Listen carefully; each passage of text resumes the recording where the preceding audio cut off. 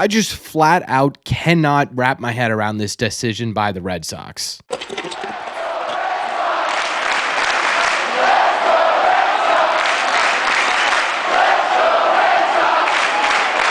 What is going on, everybody? Welcome back to Red Seat Radio. My name is Corbin. It was decision day for the Sox. They had a couple of things that they needed to take care of before 5 p.m. today, and take care of them they did. So we're breaking down all the latest news surrounding the Red Sox and trying to make sense of it as to what it could mean for the 2025 offseason. But before we get into that, don't forget, we are still raising money for Movember. We just passed our first giveaway threshold. We are now over $500 raised in just a couple of days. If you want to help us get to our $1,500 goal this month, make sure you guys click the link in the description or the comment section down below. Thank you all very much for clicking on this one. Let's get into it.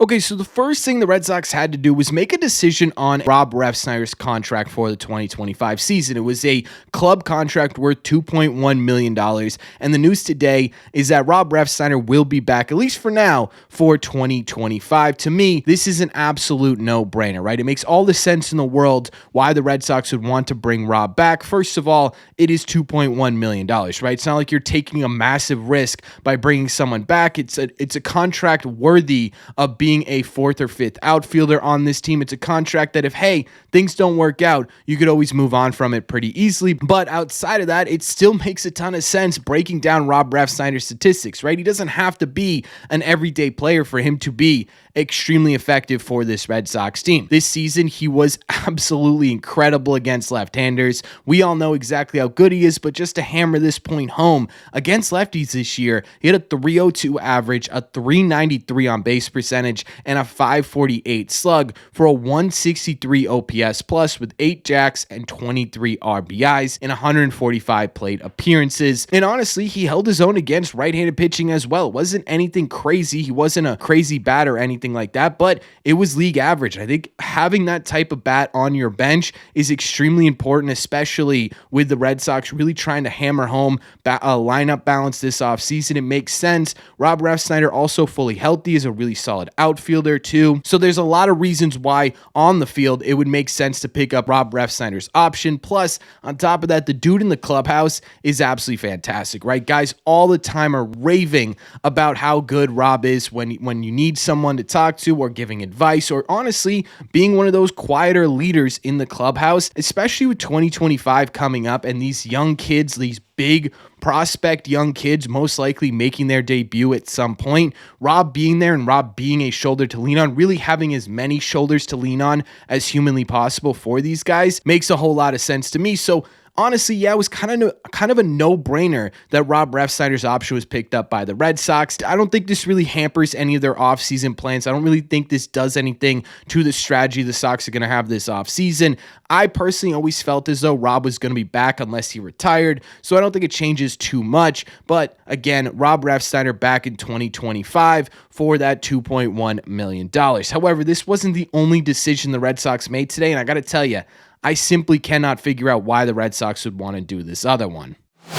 Now, the other thing the Boston Red Sox had to do today was figure out who they were going to give their qualifying offers to. Basically, what this is a 1-year, $21 million deal given out to a player. They either say yes or no. If they say no, well, then the Red Sox get a draft pick from whatever team signs them. Specifically for the Red Sox, they had to decide if they were going to give Nick Pivetta and Tyler O'Neill qualifying offers. Well, the official decision came back, and that is that they are not giving a qualifying offer to Tyler O'Neill and are giving a qualifying offer to Nick Pivetta. Now, this to me is absolutely shocking for a whole bunch of different reasons, but I think the biggest one is that no one expected the Red Sox to come out here and give Nick Pivetta the qualifying offer, at least not anyone who had been paying attention to the Red Sox this season, because to be honest with you, I don't think anyone really thought Nick Pivetta pitched like he was worth $21 million. I didn't think anyone really thought that Nick Pivetta had a true chance of being a part of the Red Sox going forward. It really felt as though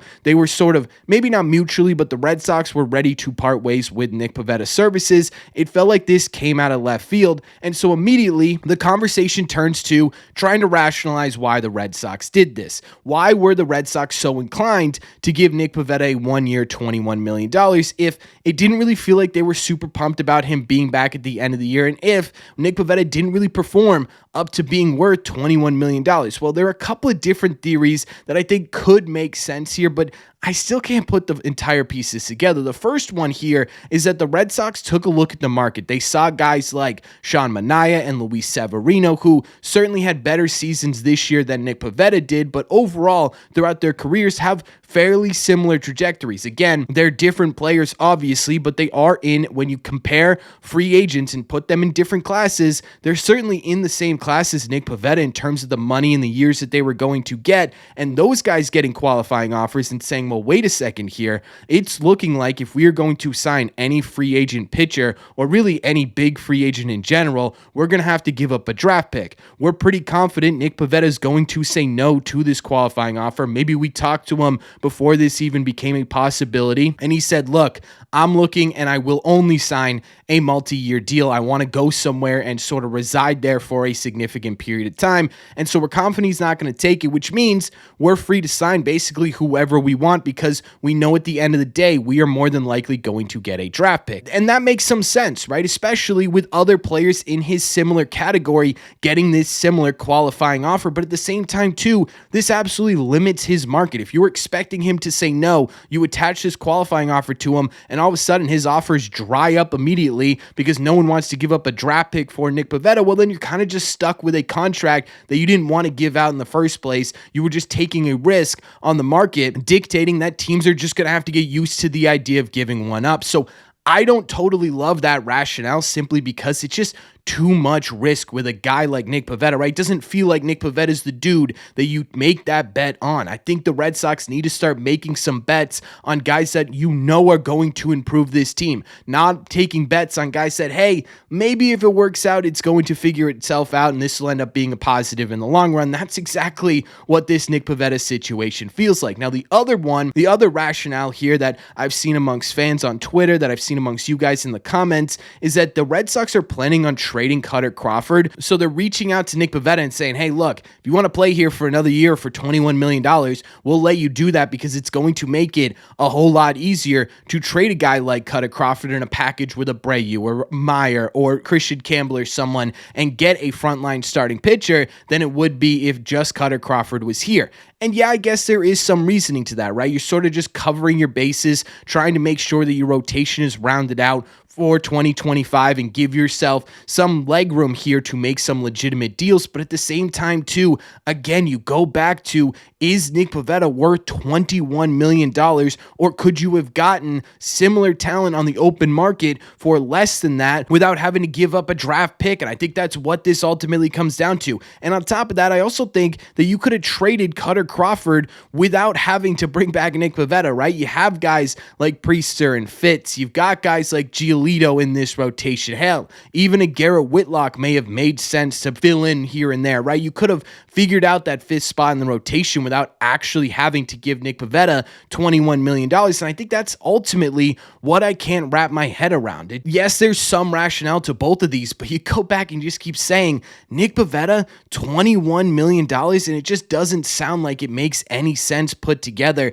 especially after the season that Nick Pivetta had. And it's not like the dude was giving you 210 innings a season consistently throughout his career. Yes, he was giving you a decent amount of innings, but again, is it worth $21 million for the year? I think ultimately what I really can't wrap my head around is this a move of a team being aggressive this offseason, or is this the move of a team going again and going out there and bridging to another season, right? To me, this doesn't really feel like a team that's ready to put it all in. This feels like a team who's covering all their bases and just trying to get into 2026, where then maybe maybe they can go all in. And that's what freaks me out the most about the Red Sox giving Nick Pivetta a qualifying offer, that they're not really planning to go after some of this top tier talent. They're just looking to protect themselves with the best short-term deal possible to get themselves into a better spot. And I really, really don't like that. But at the end of the day, who knows, right? This may be a totally mute point. Now, Chris Cotillo on Twitter is saying, yeah, there's a pretty good likelihood that Nick Pivetta comes back, but it's not a guarantee.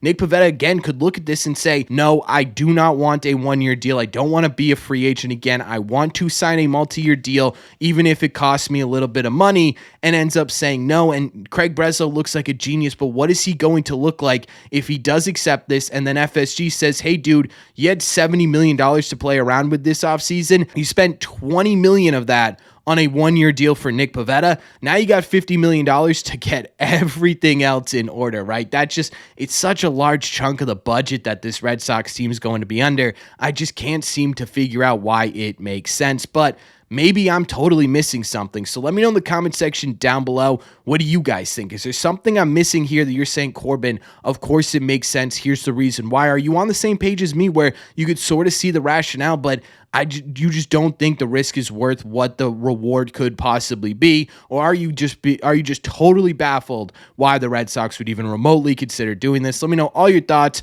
on the latest contract offer in the comment section down below. As always, if you made it to the end of this video, do me a favor. Make sure you guys have hit that subscribe button if you haven't already. If you're new here, we talk Red Sox content almost every single day. Also, make sure you guys have hit the like button on this video as well. It just simply helps these videos out a ton, and it's the best way to let me know you're enjoying the content. Don't forget, if you want to listen instead of watch these episodes, all you got to do is head over to your favorite podcasting app and look up Red Seat Radio. Also, we're raising money for Movember this entire month, so if you want to help us donate for a really great cause, of course, that'll be in the description in the comments as well. Thank you all very much for clicking on the second video of the day, and I will see you in the Red Seats.